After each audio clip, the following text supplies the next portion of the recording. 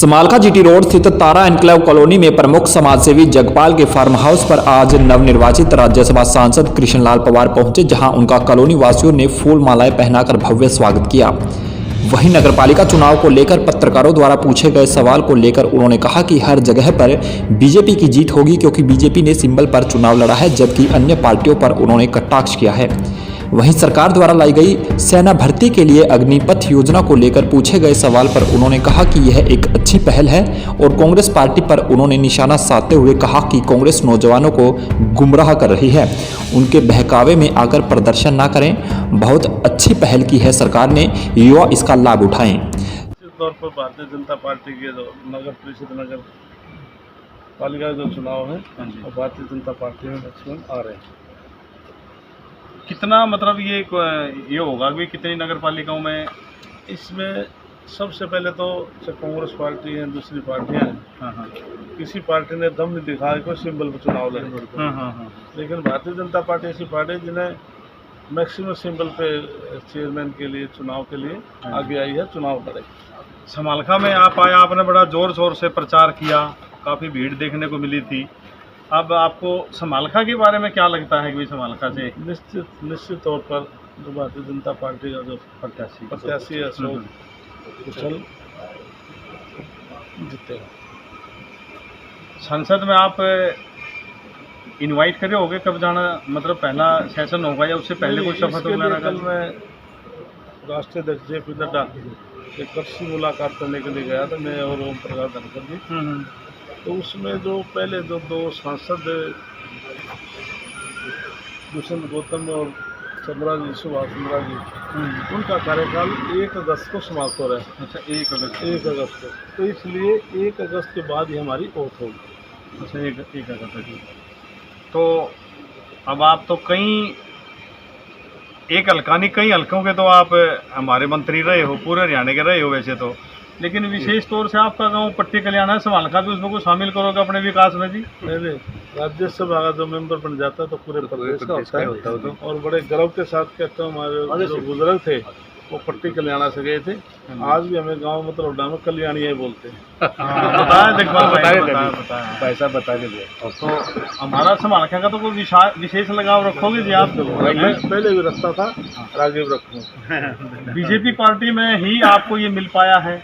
बिल्कुल निश्चित तौर पर भारतीय जनता पार्टी ने जो समान, जो मुझे नहीं, सर्व अनुसूचित जाति पूरे प्रदेश को समान दिया, और इसके लिए मैं केंद्रीय नेतृत्व और प्रदेश नेतृत्व का और संगठन का बहुत बहुत आभार प्रकट करता हूँ।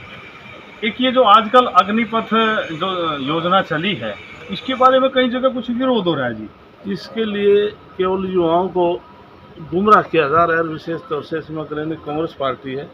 क्योंकि 17.5 साल से 21 साल तक, क्योंकि दूसरे आप इजराइल हैं, इजराइल में हर घर में लड़की है चाहे लड़का है, सब वो मिलिट्री की ट्रेनिंग लेते हैं। तो इसलिए नरेंद्र मोदी जी ने और अमित शाह जी ने और राजनाथ सिंह जी ने, पूरी कैबिनेट ने ये फैसला किया है कि जिस प्रकार से पाकिस्तान और चाइना के सामने, हमारे सामने हर टाइम लड़ाई के आसार रहते हैं, किस टाइम युद्ध हो जाए, तो इसलिए हमारे युवाओं को 4 साल के लिए उनको रखा जाएगा और उनको पूरी ट्रेनिंग दी जाएगी, जैसे डिफेंस डिपार्टमेंट की होती है। और बाई दी वे किसी जवान की वहाँ पर कोई शहीद हो जाता है, तो जिस प्रकार से प्रदेश सरकार 50 लाख देती है, केंद्र सरकार 50 लाख देती है, एज इट इज जैसे मिलिट्री के जवान हैं उनको वही शहीद का दर्जा भी दिया जाएगा।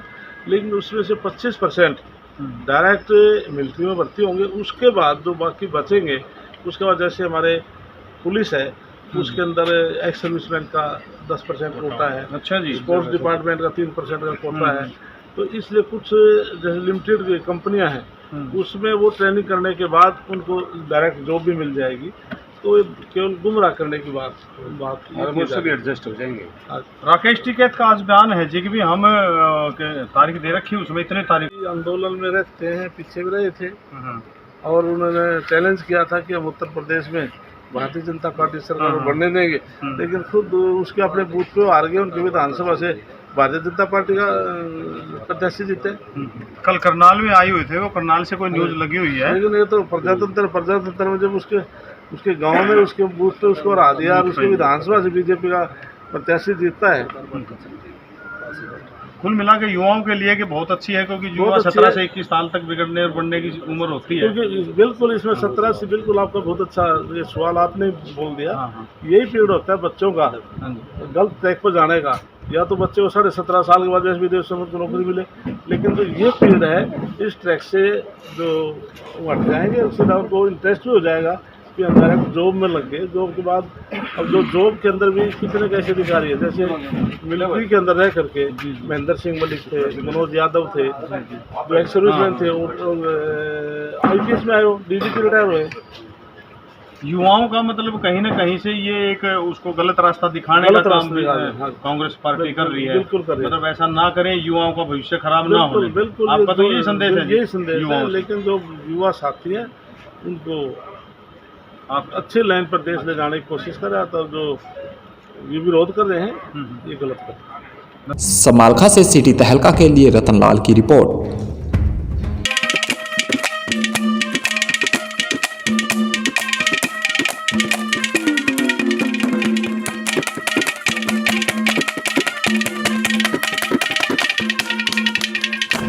किसने कितना काम किया, किसने किया विकास, क्या है गांव के मौजूदा हालात। ग्रामीण किसे देंगे अपना वोट, नाम पर या काम पर?